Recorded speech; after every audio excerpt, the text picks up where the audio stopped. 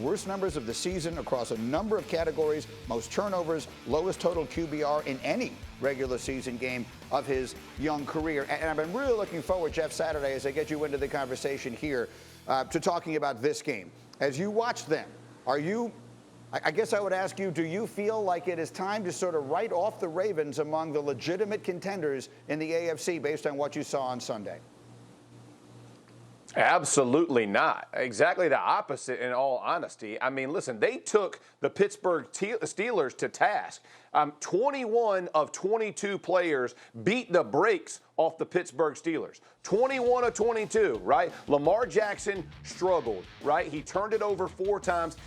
After the 4 turnovers, Greeny, they still had a chance to win the game in the last 10 seconds. That tells you something. The Steelers had 50 plays of offense. This offense dominated 256 yards rushing. They absolutely beat the brakes off the Steelers, who were lucky to be in the game. At the end of the day, if Lamar Jackson doesn't fumble it twice in the red zone, the interceptions live with them, right? Whatever it is, you're trying to get better. A linebacker drops off, makes a good play. But the whole idea that he can't win a big game. Hey, I played with a guy who everybody said couldn't win a big game.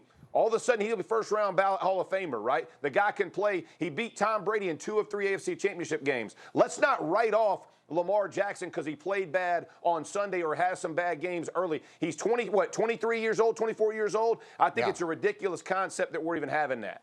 Yeah, the guy you're talking about, to be clear, is Peyton Manning, who was 0 for his first 3 in the playoffs. But Greg, it's fascinating, I think, that we put it that way. 21 of the 22 players on the Ravens played well enough to beat the Steelers. I don't disagree. But let's talk about the 22nd guy. Greg, what did you see from Lamar Jackson on Sunday? Well, it's not a one-game sample size, though. That's the problem, Jeff, is that we have now seen Lamar Jackson against the top teams in the NFL. And let's eliminate the top, let's just say Kansas City and Pittsburgh, because those are the 2 teams he's going to have to get through to get to the Super Bowl. And guess what his record is as a starter against those 2 teams? He's 1-4. You realize he's got 7 touchdowns against 9 turnovers, and in the process against those 2 teams, he's taken 18 sacks. 18 sacks in 5 career matchups. And you mentioned that 1-4. You know who that one win was against? It was against a Mason Rudolph-led Pittsburgh Steelers team. Against everybody else, he torches them. And the guy's 23-1, unbelievable statistical productivity, both with touchdowns and with limiting turnovers and being explosive with his legs. But those teams can make him one-dimensional. And at this point, he has not proven to be multidimensional enough to beat the top teams in the league. So if their aspirations are Super Bowl, he's got to pick it up and play better against those top-quality opponents. Okay. Go ahead, Okay, Jeff. let me ask you this.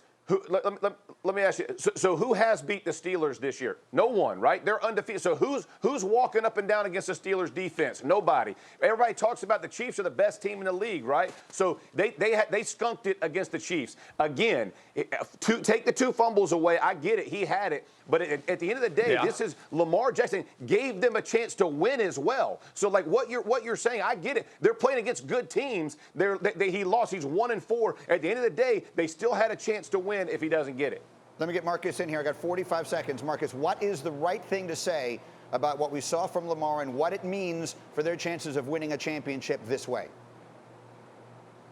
Lamar's below average against teams that he's going to need to beat to win a Super Bowl. That's what the results are right now. Now, I'm not saying he can't pick it up and get it going at a future date.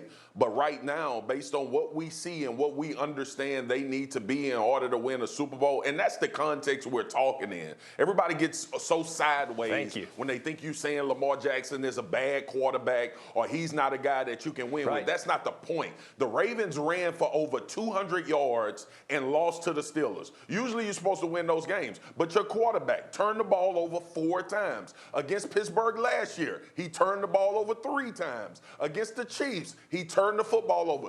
When the pressure is being applied, you have to figure out a way to evolve this passing game. And we saw it. Like, it's not all Lamar. I don't think they have the weapons on the outside, and I don't think they are enough. They don't have enough juice with their passing concepts to win these type of games. Thank you for watching ESPN on YouTube. For live streaming sports and premium content, subscribe to ESPN+.